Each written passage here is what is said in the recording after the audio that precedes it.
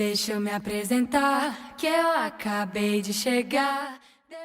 Esse trabalho foi produzido pelos alunos da disciplina de Socioantropologia, da turma de Pindabaçu, a pedido do professor Pablo Rios, e tem como foco a apresentação dos aspectos sociais, culturais, históricos e antropológicos do município de Pindabaçu e alguns distritos. Olá, nós somos alunos da FCG, Faculdade Capim Grosso, e nós estamos aqui para apresentar a história dessa cidade maravilhosa, município de Pindobaçu. Mas essa história não será contada por mim, será contada pelos próprios moradores da cidade de Pindobaçu. Pouso de tropeiros, insólito lamarão, nascia primeiro da incansável jornada, onde Jacobina e Senhor do Bonfim botavam suas pisadas. Afoitas pelo comércio, surgiam ouro, esmeraldas, separava-se de Campo Formoso, urdia seu destino consagrado. Bom pessoal, eu me chamo Ronaldo Ramos, acabei de declamar um acróstico chamado Pindobaçu. Pindobaçu com dois S, porque na verdade era a grafia antiga. E é difícil a gente escrever com a grafia atual com C cedilha. Mas eu estou aqui com outro propósito. Eu queria dar minha contribuição e falar de minha terra, de Pindobaçu. Apesar que eu não nasci aqui em Pindobaçu, nasci em Senhor do Bonfim, mas vivo aqui desde os anos 80 e fico feliz e muito feliz em contribuir com essa cidade que fez parte da minha infância, da minha adolescência, da minha vida. Bom, aqui Pindobaçu, pelo que a gente sabe, foi desmembrada de Campo Formoso em 4 de março de 53, mas somente foi instalado aqui em 55 o Executivo e o Legislativo, é o que a gente sabe, né? E nesse intervalo ela foi gerida por Martinho Barbosa da Silva. Ele foi o gestor antes da eleição que culminou com a vitória de Antônio Palmeira da Silva, primeiro prefeito desse município. É o que nós sabemos. Sabemos também que Pindobaçu era um dos maiores municípios de Campo Formoso e que se chamava Lamarão.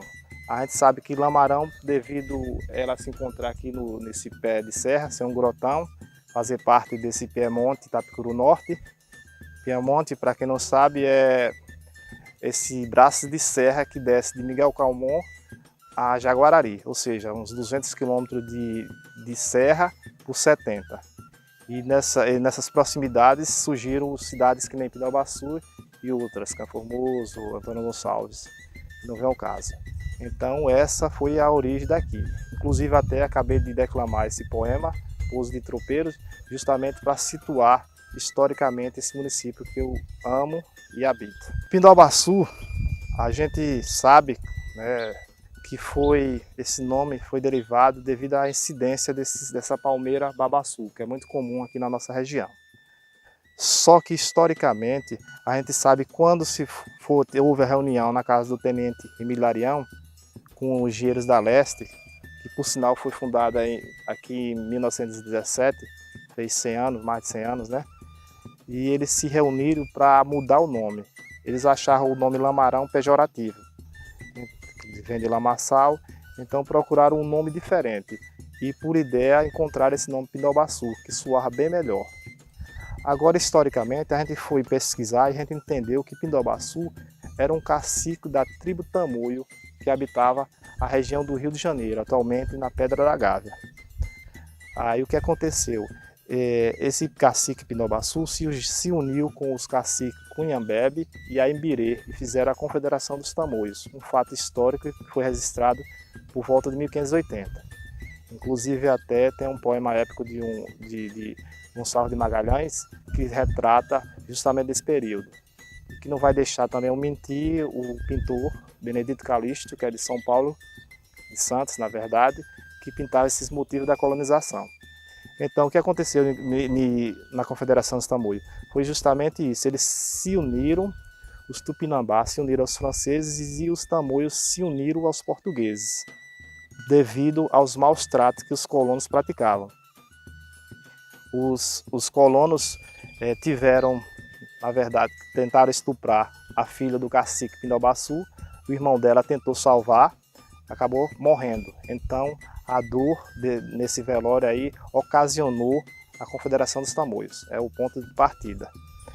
E você pode dar uma olhada aí na internet, você vai ver com mais detalhes.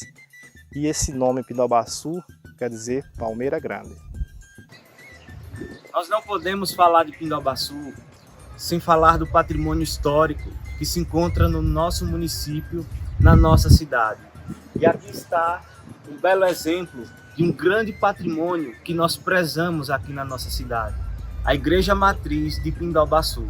Eu sou Eugênio Moreira, me conhece por Eugênio Geninho. No momento, estou vereador aqui na cidade de Pindobaçu. Eu sempre falo estou, porque eu não sou vereador. Com o tempo a gente sai da política.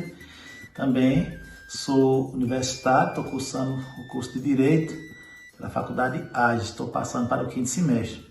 E é um prazer imenso estar aqui colaborando com o trabalho dessa rapaziada que me convidou para estar gravando esse vídeo, falando um pouco da história de Pindobaçu, falando um pouco de alguns aspectos culturais do nosso município.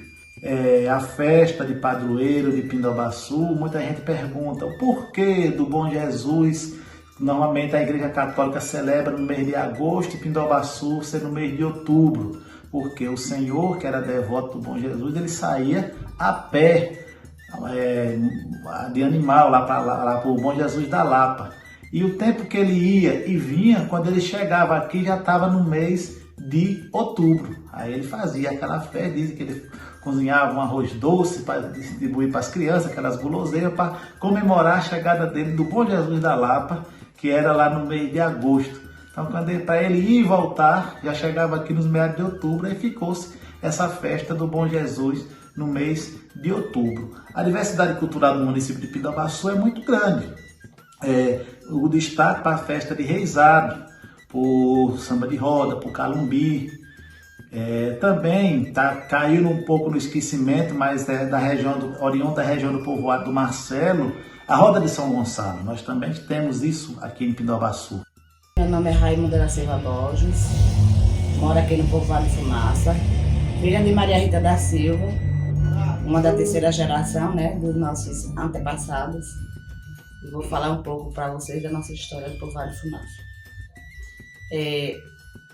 Aqui a minha tataravó chegou, que foi pega dentro de cachorro, pelo um negro que veio do cativeiro, que chegaram. Dentro de cachorro para vocês, para explicar um pouco, é quando a pessoa pega a pessoa, eles amarram, vão domesticá-lo, depois eles casavam com elas. Assim seguiu a nossa geração. Já a minha avó, que é Rita Vieira, ela veio da Missão do Saí. Então minha avó era uma índia, que casou também com meu avô, E aí nasceu a minha mãe, Maria Rita da Silva, Foi uma parteira de mão cheia aqui da nossa comunidade. Aí vou falar também um pouco do porquê o nome Fumaça. O nome Fumaça surgiu por conta da linha de ferro. Os tropeiros que por aqui passavam observaram a cachoeira, que ao preparar para chover, jogava para o alto água em forma de neve, parecendo fumaça. E ao observar isso, ao término da linha de ferro, eles colocaram a estação com o nome Estação da Fumaça. Por isso o nome Fumaça. A nossa comunidade foi reconhecida como quilombola em 2004, em março de 2004. Desde então a gente tenta passar para os nossos jovens, um pouco da nossa história, para que ela não venha a morrer, para que a nossa cultura siga viva no sangue da nossa geração. Que aqui nós temos o terno de reis, temos a quadrilha maluca, temos a dança do corte de cana, temos a dança afro, que eu, como filha de Maria Rita, vou passando para a juventude, para as crianças, para que essa cultura não morra. Enquanto eu ser viva, confesso a Deus que gostaria de ser muitos e muitos anos, como tenho ainda uma tia que tem 107 anos, Então, Deus ajude que eu chegue a essa idade, né? Aqui na nossa comunidade, para que ela não venha morrer nossa cultura. E vamos também respeitar e amar a nossa cor. Nós não temos que ter vergonha. Nós temos mesmo que se nos orgulhar da nossa cor, né? Porque eu confesso para vocês que eu amo a minha cor e tenho orgulho, né, de ser negra. E os negros fugitivos, quando passavam por aqui, né, muitos descansavam no pé de Baraúna que nós temos aqui, onde foi construído o cemitério da Fumaça. Quem chegar na nossa comunidade, dá logo de cara com a Baraúna, né, que ela é de toda uma geração. Então eles passavam, alguns negros que por aqui passavam, que outros hoje moram em Tijuaçu, aqui ficaram Estevão, do Batista, e uma senhora chamada Anambu. Que nossas gerações, essas 3 famílias foram as primeiras a chegar aqui, né? Depois dos nossos bisavós, da nossa tataravó. Que a história foi contada por um parente dessas famílias. Por isso que hoje nós somos reconhecidos como quilombolas. Fumaça tem orgulho de ser quilombola e vamos valorizar a nossa cor.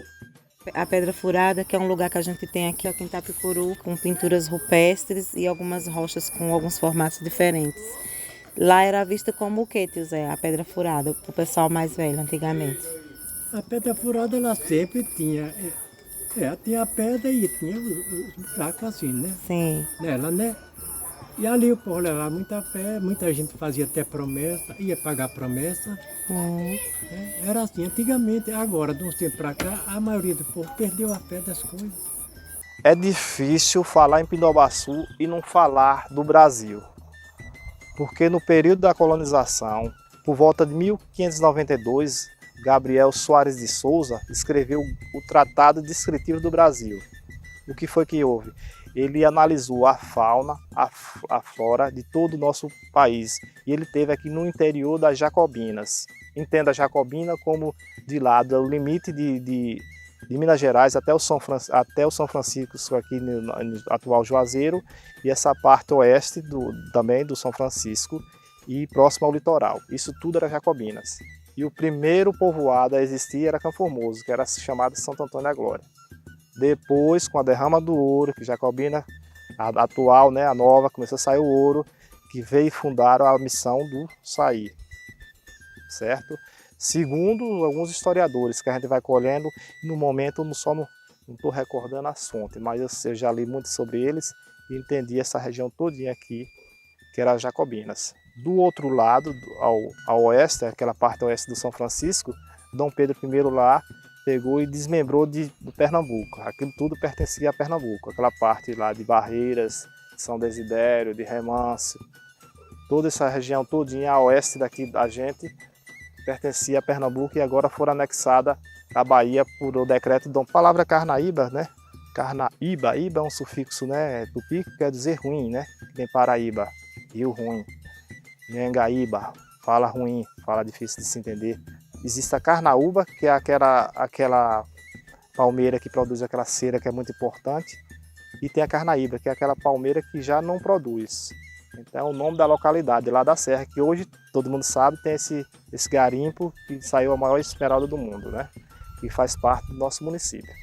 É interessante falar aqui de nossa região, que é muito bonita. Inclusive até eu já escrevi vários poemas sobre aqui a nossa Pindobaçu. Aqui teve uma figura ilustre, né? Um cantor de renome, né, mundial, Raul Seixas, teve na nossa região. Inclusive até ele passava, aqui tem uma casa que ele gostava de ele e a família passar férias e sempre estava aqui na casa de Nazinha Palmeira, que é a mãe do desembargador aposentado, Dr. Luiz Palmeira, as pessoas aqui tradicionais e influentes do município. E ele compôs, há quem diga que ele compôs aquela canção Trem das Sete, olhando para essas nossas serras, essa serra aí do Jacaré, que a gente chama, Serra do Espinhaço, e como as pessoas entendem como Serra das Jacobinas.